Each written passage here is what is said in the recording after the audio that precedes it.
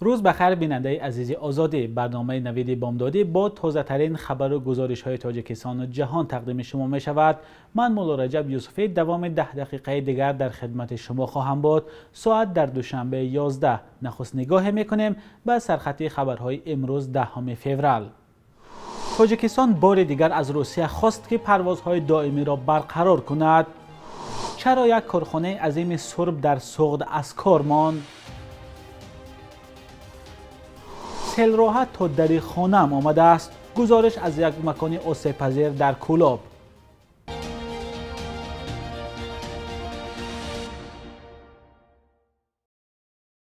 در شهر مسکو جلسه 17 کمیسیون بین حکومتی عاید به همکاری‌های اقتصادی میان تاجیکستان و روسیه به پایان رسید. هیئت‌های دو طرف روزهای 7 و 8 فوریه درباره دادوگرفت اقتصادی و همکاری‌های تجارتی صحبت داشتند. وزارت کارهای خارجه تاجیکستان شام سه‌شنبه خبر داد که هیئت‌ها زیر رهبری قاهر رسولزاده نخست وزیر تاجیکستان و الکسی آورچوک معاون رئیس حکومت روسیه سر مسئله گسترش رابطه‌های اقتصادی و صنعتی دو کشور موافقه حاصل کردند. از جمله دوشنبه به مسکو پیشنهاد کرده است که با در نظر داشتی بهبودی وضع بهداشتی و اپیدمیولوژی در تاجیکستان مسئله زودتر برقرار کردن علاقه هوایی میان دو کشور را بررسی نماید. در اظهارات گفته نمی شود که حکومت روسیه به این پیشنهاد چه جواب داده است و آیا پروازهای هواپیماهای دائمی و حرکت قطارها از تاجیکستان به روسیه از سر گرفته می شود یا نه. مسئله پروازهای دائمی و حرکت به ممانعت شهروندان تاجیکستان به روسیه در دوره پاندمی داغ شده است. پروازهای چارتری میان دو کشور یک طرف است و شهروندان تاجیکستان با سبب محدودیت‌ها همانا از حق ورود به روسیه محرومند. در آستانه جلسه کمیسیون برخی نشریه‌های روسی گفتند که احتمالاً در جلسه مسکو موضوع دیرینه پیوستن تاجیکستان را به اتحاد اقتصادی اوراسیا مطرح می‌کند. از جمله نویس گزیت از قبل کارشناسان نوشته است که مقامات روسیه این مسئله را همچون شرط اساسی اجرا شدن خواسته های تاجیکستان از جمله از سرگیری پروازهای دائمی مطرح می‌کند. تاجیکستان تا حال گفته است که درباره عضویت در این سازمان اقتصادی اندیشه دارد. یک کارخانه عظیم سرب در ولایت سوغد از کار مانده است. کارخانه متالورژی شرکت صنعتی کوهی تاجیکستان و چین توانایی استحصال تا 50,000 تن سرب در یک سال را دارد. مقامات سبب از کار ماندن این کارخانه را به چند عامل ربط می‌دهند. فرزان محمدی این موضوع را تحقیق کرده است و حالا گزارش او را همراه می‌بینیم. سال گذشته کارخانه متالورژی شرکت صنعتی کوهی تاجیکستان و چین از فعالیت باز مانده است. این شرکت با استخراج 50,000 تن سرب در یک سال از عظیم‌ترین کارخانه صنعتی در شمال تاجیکستان و در حدود شهر استقلال جایگیر شده است.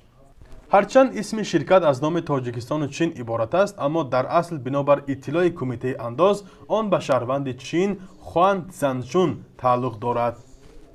مشکلی که امروز روبروی کارخانه مشترک گفته ایستاده است پیش از همه پنجشنبه سال 2020 پنجشنبه همه بیماری کووید 19 دویمش مسئله لوجستیکا حل کردن مسئله برآوردن کنسنتراتور.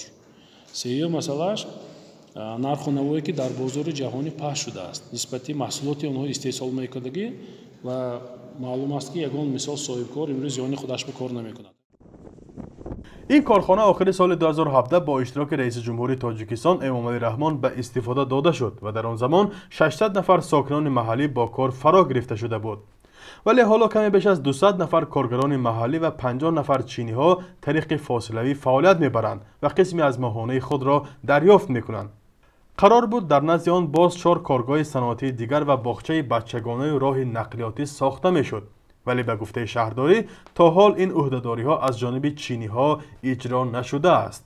حتی پیش از پهنشوی همهگیری کرونا ویروس چند مدت با معماهای دیگر همین کارخانه نیز کار نکرد. مشکلات کارخانه داشت وابسته به آب تامین کنی حل شده است. با خط گاز مشکلی داشت حل شده است از طرف مقامات اجرایی حکومت دولتی ولایت حکومت جمهوری همه مسائلی که وابسته به طرف تاجیکستان بود حل کرده است.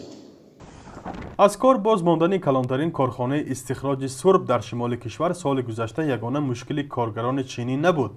ماهی مای نیز شمار زیاد چینی ها در شرکت صنعت کوهی تاجیکستان و چین به سبب ماهها نگرفتن حق مزد خود اعتراض دست جمعی داشتند.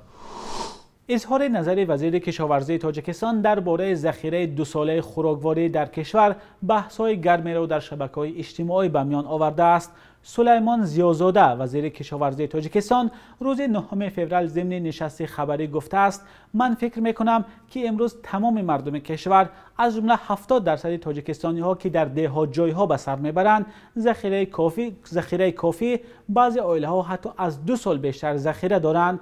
این سخنی وزیر کشاورزی بحث‌های را در شبکه‌های اجتماعی به میان آورد و بسیاری از کاربران شبکه‌های اجتماعی نوشتند که در شرایط فعلی و با نرخ‌های گران بازار امکان 1 ماه ذخیره کردن خوراکواری را ندارند، حالانکه مقامات درباره ذخیره 2 ساله صحبت می‌کنند.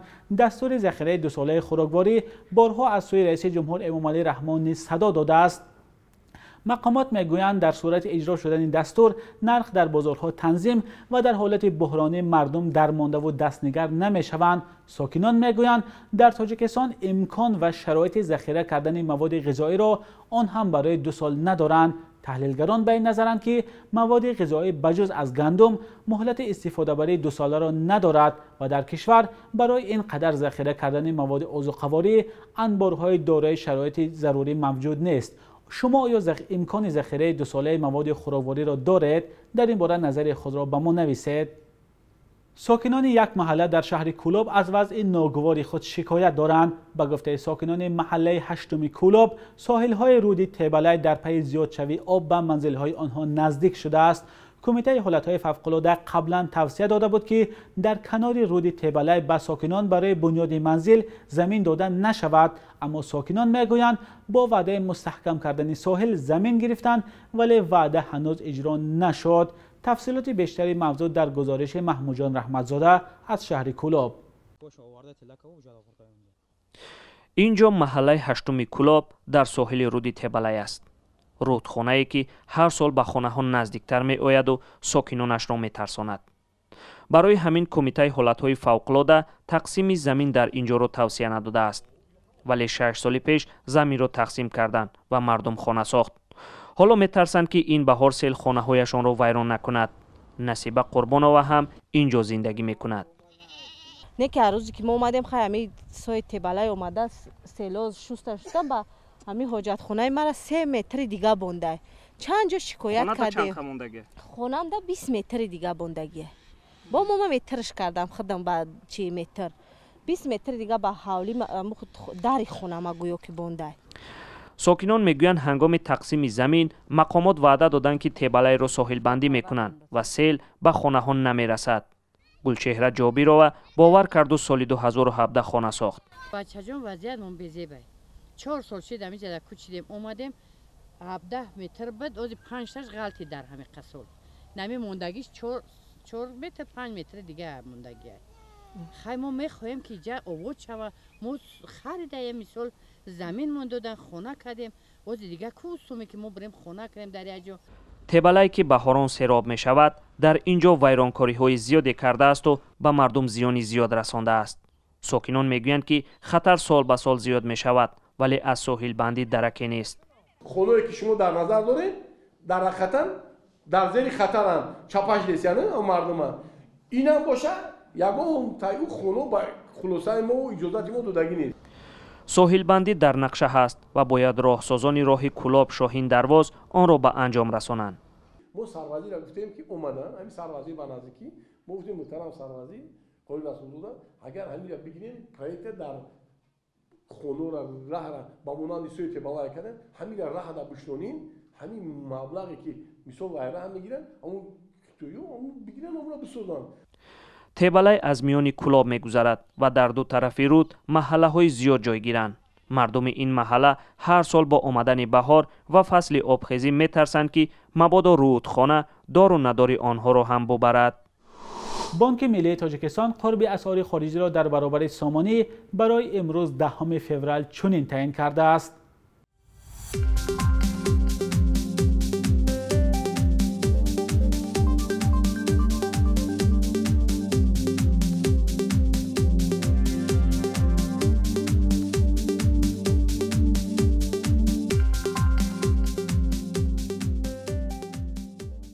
بیننده های عزیز، برنامه نوید بامدادی بود که با تازه ترین خبر و گزارش های تاجیکستان و جهان تقدیم شما شد.